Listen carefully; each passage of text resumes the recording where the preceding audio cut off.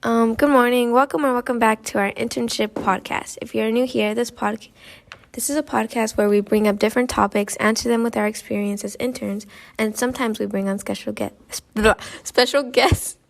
Like today, we have our guest here, Mr. Yassam. Can you tell us a little bit about yourself and what you do? Absolutely. So my name is Yao Sam, originally from Ghana, West Africa, and I have lived in the Rio Grande Valley for about 7 years. And I currently am the CEO of Brand Genius, which is a content marketing agency. So I think it's something you all can relate to when it comes to social media and creating content on Facebook, Instagram, TikTok. So that's what I do on a daily basis, and that's a little bit about me in general. Oh wow! What inspired you to make your business? That's a very good question. I guess it's a 3-part way or 2-part way of how that can go. But this is a story I told a few months back. Growing up, I didn't grow up in the most glamorous experience. You are in middle school with all these fancy, really nice environments. I grew up in Ghana, where my high school was an all-male Catholic high school, and it was a boarding school. So, I had to, I didn't go every single morning to go. And even prior to that, in middle school, kind of had to go through some challenges, as an individual. Even taking a shower, had to walk a few couple miles with a bucket of water on my head just so I can, get back, take a shower, wake up the next morning, repeat the same thing, and then walk to school in middle school. And so... Good morning, all staff, students, and visitors on campus. Please be aware we're entering into a shelter-in-place drill. This is a drill. You may continue teaching as normal. Students or anybody in the hallway. If you're in the hallway, please enter into a classroom. Nobody may exit the building. Once again, this is a shelter-in-place drill. If you are in the hallway, please enter into the nearest classroom. Out of all days. Yeah. So this is, definitely very needed. Technical difficulties. No, but, it's important. Very important what has been done. But, okay, so fast forward, went to high school. And throughout the high school, I was like, I wasn't necessarily the smartest academically, person in school. And so for some reason, I gained a little bit of interest in business. I would make T-shirts and sew them with my, hand sew them and sell them to my colleagues or my friends. And then that was kind of letting me gain a little bit of interest. But all around that time, I was a science major. I was studying science to be a doctor. And so I, went to college, and for some reason, I studied computer science instead. And so in college, I started reading books, and I read, one of the books that I read was Rich Dad, Poor Dad, and it was talking about the mindset and the mentality of how to be successful and how to stand out. And so, throughout the time I was thinking, I was like, I'm not the smartest guy in the class. Out of everyone else, I'm not the smartest guy. I don't get all the A's. And so, reading those books, I said, I'm going to get the smartest guys to work for me. And so I ended up, getting, about 10 to 15 of my friends, and we started an IT company called SoftTech. And then what we'll do is we go into, people's rooms or dorms or whatever, and, if they have any IT issues with their laptop, whatever, we help them fix it. And so that was my first kind of like experience or passion when it comes to business. And that grew consistently over a period of time. And so it was very, very easy decision for me when I moved here to go into business, because that had always been where my passion lies. So did you know that you wanted to come to UTRGV, or was it just something that came into your... Yeah, definitely not planned at all. I came to the U.S. November 2016, and when I got here, November 22nd, which is 2 days before Thanksgiving. So I definitely remember that. Got to experience my first Thanksgiving 2 days after coming here. And so at the time, I was like, I need to go to school, like ASAP. and I only had a month to apply to school, and UTRGV was the closest one where I can literally walk into school and get the information I needed. So I just decided to go to UTRGV. It definitely wasn't planned. All teachers, staff, students, and visitors on campus, thank you. The shelter-in-place drill has been lifted. We're all clear. You may resume with normal activities. Once again, this was a shelter-in-place drill. You may resume back to all normal activities. Thank you so much. Have a good day. Beautiful. I hope that's the last one. Very much needed. So yeah, when that's that was just circumstantial where I decided to go to UTRGV, and it worked out. Got my bachelor's and master's from UTRGV. So. Oh, wow. Do you think that if you stayed in West Africa that you wouldn't be doing what you're doing right now? I think I would be doing it, but not in probably the same capacity. I would not be as quote unquote successful as I am right now. Because of some, limited resources available and stuff like that. But I do think I would have been doing it in some capacity, especially because I had started an IT company back over there. So it just wouldn't be on the same level. What was the company? The one in Ghana? Yeah. So it was an IT company called Softtech. Oh, We do, web development, software development, IT, fixing people's laptops, just the basic things back then. Was there anyone that inspired you? Oof, a lot of people. A lot of people inspire me. Back then, Robert Kiyosaki, whose book I read, Rich Dad Poor Dad, was one of the major ones for me. And then once I moved here, one of my heroes, / people that I really look up to is Mark Cuban, who owns the Dallas Mavericks. He's on Shark Tank. Have you all seen Shark Tank? Oh, Yeah. So he's always been, one guy that I look up to. And recently I got an award where he was there. So I got to take a picture. It's still my cover image right now. Oh my God. I got to take a picture with Mark Cuban. So he's definitely one guy that I definitely look up to. That is He's kind of harsh though on those episodes. What do you like about him? No, I just think, he's very straight to the point. He's very straightforward. He'll let you know. He's not going to sugarcoat it for you. And I think that's how, as entrepreneurs, we need to have that mindset and that mentality. Like, no one is going to save you. No one is going to, sometimes people are not even going to support you. So you need to have that resilience and that mentality to keep pushing forward, no matter what happens. And same thing, when we started our business 3 years ago, we were like, no one is supporting us, no one is helping us, but at the end of the day, it was like, we have to make it happen. Mm-hmm. And so, fast forward 3 years, we're doing very well compared to when we started then. And I think most of it has to do with the mentality and mindset that we picked up. Was it difficult, like when you had to leave your home and your family and like move over here? Like, was that a difficult change for you? Or? It was difficult when it comes to the change, the culture, the change and the shift. Moved here and I didn't have any friends, but I have family here. So my dad had already lived here for a while, and then I came with my siblings as well. So I had that family, but I had no friends that I could, basically, have a good time with, or I had to make new friends from scratch.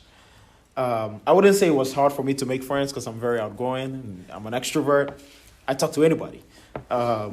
But, the culture was different. The food is different. Music is different. Everything is different. So I had to adapt to that. And now, I speak poquito, a little bit of Spanish. I try to understand a little bit of it. I listen to some Spanish music. I love, Grupo Frontera.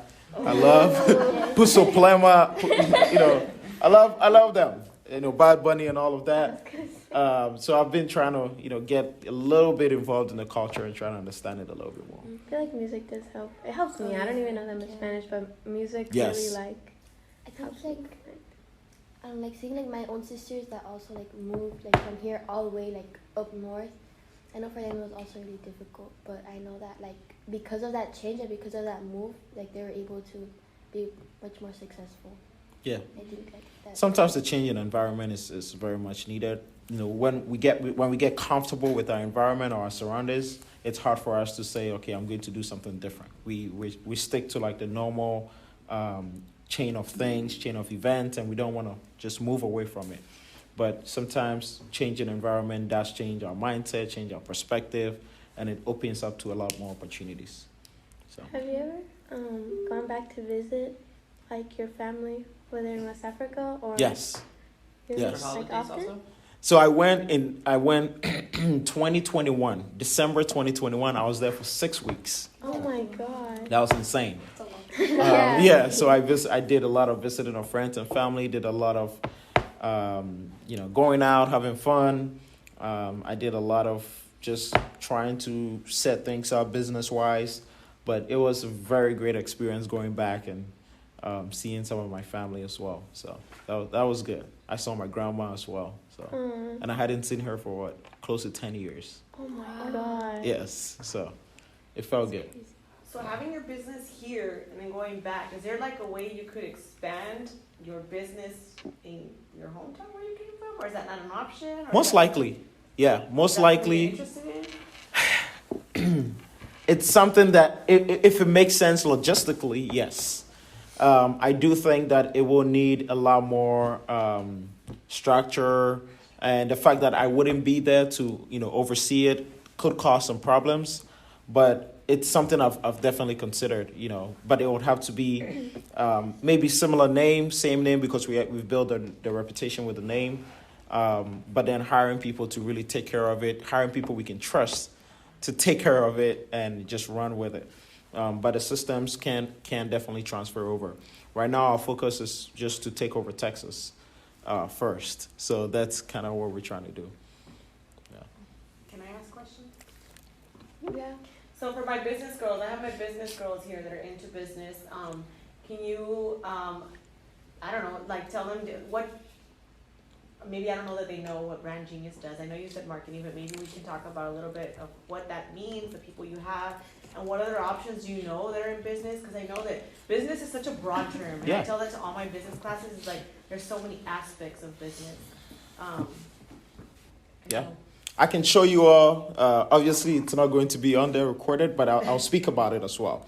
So, us Brand Genius are a content marketing agency, and we have clients in the Valley, in San Antonio, in Houston, Austin. And what we do is we take over the entire social media account. So, a business will come up to us and say, hey, we need some help on social media. We need some video production and some content going. And we say, okay, we'll help you. We develop a strategy for you. And, we shoot the content, we edit, and we post. So in our team, we have videographers, photographers, salespeople. We have graphic designer, project manager, social media manager. We have interns that just make everything happen. And they go out, shoot content. We have a creative director who comes up with really cool ideas, shoot the ideas, and just execute on it. So, that's a little bit about it. We have, a lot of attorneys that we work with. We did some work. Anyone knows the Vipers? We did some work with the Vipers. We managed their entire social media account in the year that they won the championship. Lone Star National Bank, Junior Supermarket, some real estate groups as well. The Better Business Bureau, Outlast Electrical, Frontier AC.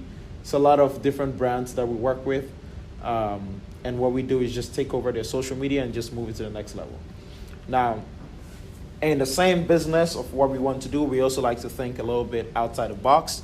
So we developed a card game called Truth or Post, which is basically... You're probably not the age where you should be playing that game, but just saying, it's a drinking game, and you either get a truth card or a postcard. The truth card will say you have to say something. You have to say the truth about anything. I wish I brought a few of those cards. And the postcard is you have to maybe let me check. The postcard is you have to post something on your social media. So it could tell you post your bank balance on your social media. Post a screenshot of the last text that someone sent to you on social media. Just like, quite crazy stuff, I think. And so we just got those produced. We're creating some content for it. And we're getting about 1,000 pieces shipped over. They got shipped yesterday, so we should be getting them. And we'll be selling all over the U.S., creating content for it and kind of selling it from there. So that's that's the game, what it looks like. This pic was sent to me from the manufacturer. So yeah, that's a little bit about Truth or Post, and we always like to just do innovative, new things. We also have a different project we're working on, which is MyFluence, which is a mobile app that helps connect local businesses to micro influencers. So you already know about influencers on social media. What we do is we help them get paid. A lot of them don't get paid; they get free products, and we're trying to change that. So let's say Junior Supermarket is looking for 5 influencers to promote their post. They go on there, they put it on there, they're looking for whatever, they approve it, and then the influencer goes into Juniors or whatever, creates the content and posts it on social media, and then they get paid. So that's also an app that we're working on. There's so many businesses that can be developed, for you guys. I do believe and strongly recommend that if you're ever going to build a business, you need to think about serving not just people near you, people in the valley. How can you serve a larger audience? How can you serve the world? Can you scale your business to serve the world? And that should always be the mindset and the mentality that you should never think small of what you can do when it comes to business. You have to think as big as possible. So do you collab with any other companies? when you say collab, would it be like our client or? I mean, yeah, I guess. We do some collabs. Anyone knows Fork to Fit? Oh yeah. Fork to Fit. We did we did a collaboration with Fork to Fit where we gave away free meals for a year. Oh wow. So that video got like over 100,000 views. So that was a really good promo that we did. We do collaborate. We just collaborated with By Maxwell. We give away a $500 shopping spree. So we collaborate if it makes sense. So it has to make sense for our brand, and it has to make sense for their brand as well. So if the collaboration makes sense, 100% we go for it. So yes, we do a lot of collaborations. Are there any sorry, were there any times like in the beginning of your business where you felt like, oh, like I want to give up? And like, what did you do to like overcome Motivate it? yourself. Yeah, that's a very tough one, because yes, you will go through instances. We went through phases where we lost a big client. We lost over $100,000 in contract, and we had to let staff go, and that was the hardest thing for me as an entrepreneur, because having those discussions, because our team is not just employees, it's like family. We hang out with them outside of work. We've built a very, very good internal culture of what a team is. And so, having to have those discussions is really, really tough. But yes, we went through obstacles, we went through challenges. But I think that if you understand what you're trying to get to, what goal you're trying to achieve, it's better that you won't give up, because you can see the finish line. You can understand what it is like to be successful at that level. If you don't have that end goal of what you want to achieve, then you're most likely to say, maybe this won't work out. So because for us, we always saw, okay, we want to get to this point, and we know exactly what to do to get there.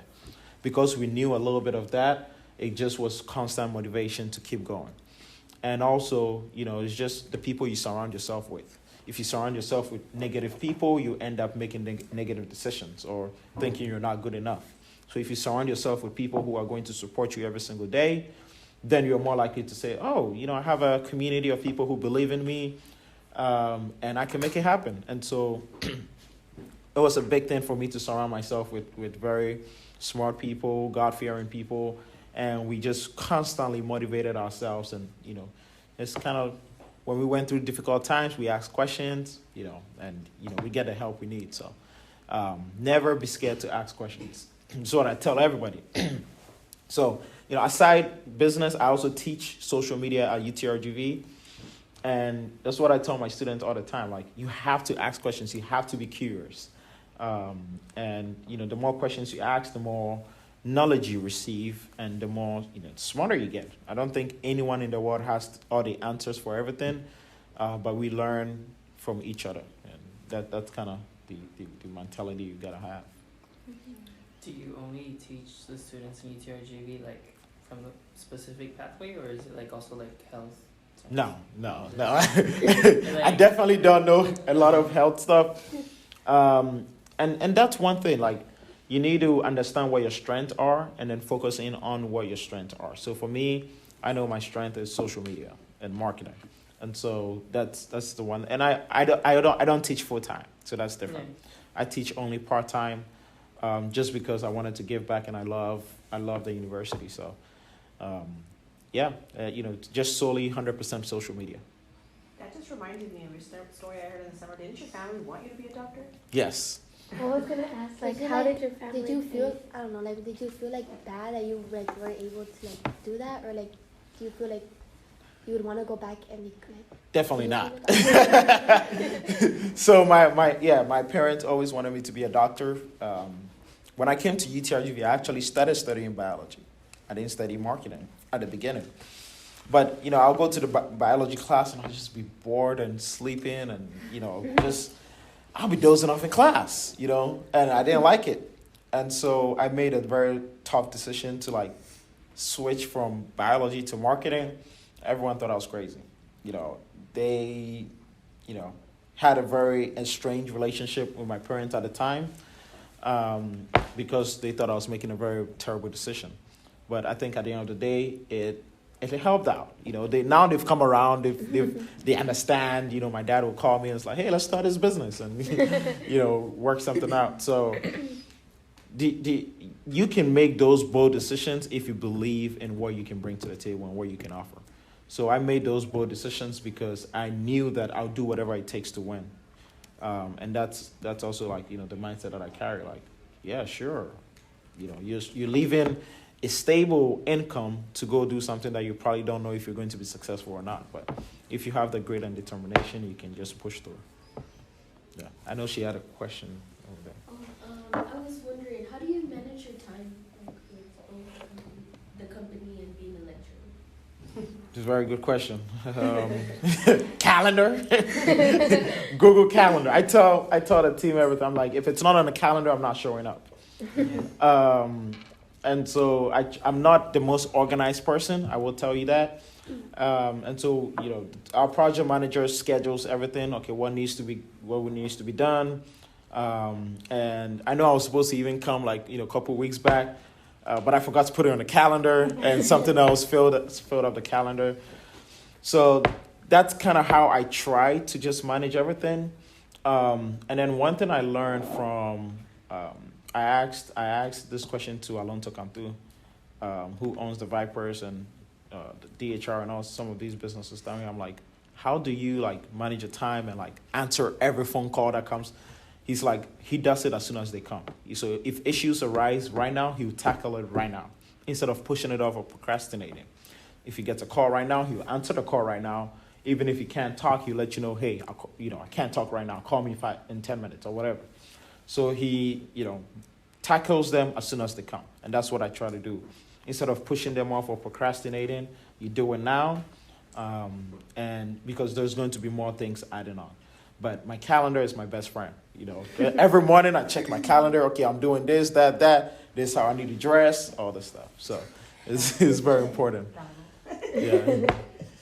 That's actually interesting. I'm glad they asked that question because I've never thought of that way. But that's awesome mentality to think of because I'm like that. I mean, I preach to the kids all the time too, like plan.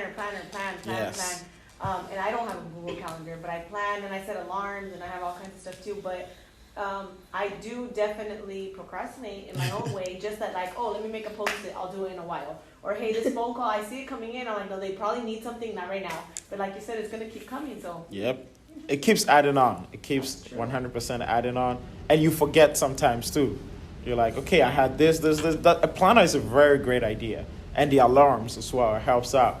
I don't need an alarm to wake up, thankfully, because my high school experience got me waking up at 5 a.m. every single morning. So now I just wake up every single morning at 5 or 5:30. So I don't have to worry about it.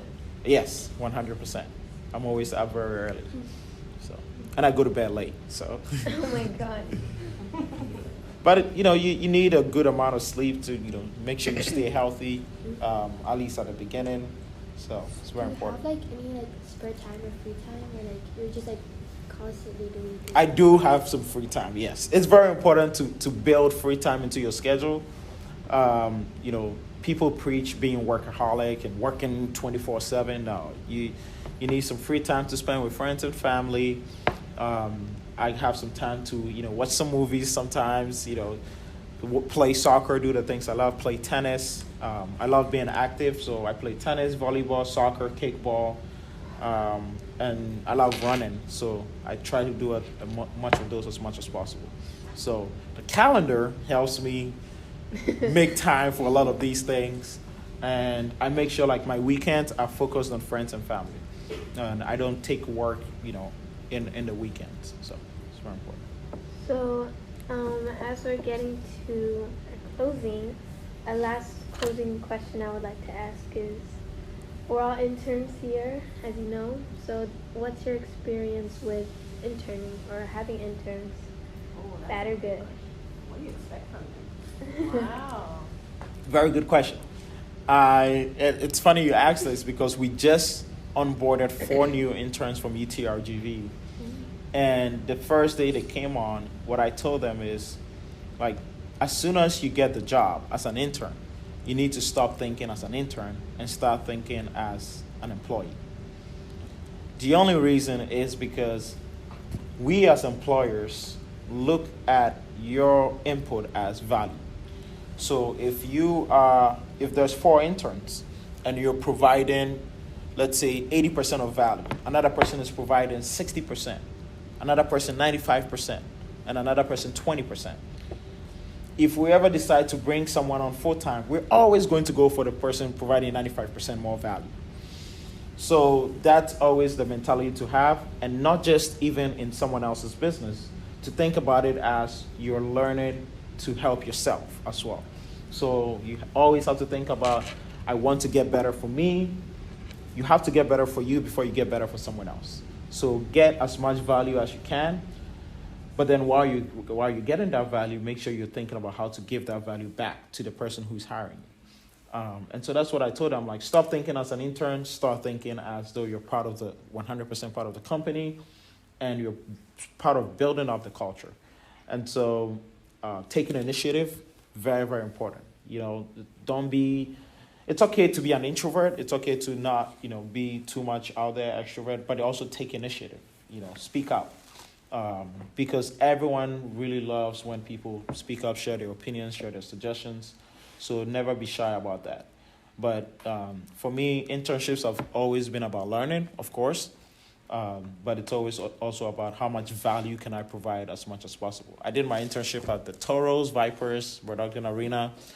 And, at the time I was like, I want to provide more value. While I was learning, I was like, you know what? The team is going to San Antonio. I'm not supposed to go, but I'm still going to go to get content, record, and do all that stuff. So, they saw that, they appreciated it. And, we still have a very good relationship, from now. So it always comes back to help if you give your 100% every single time. Yeah.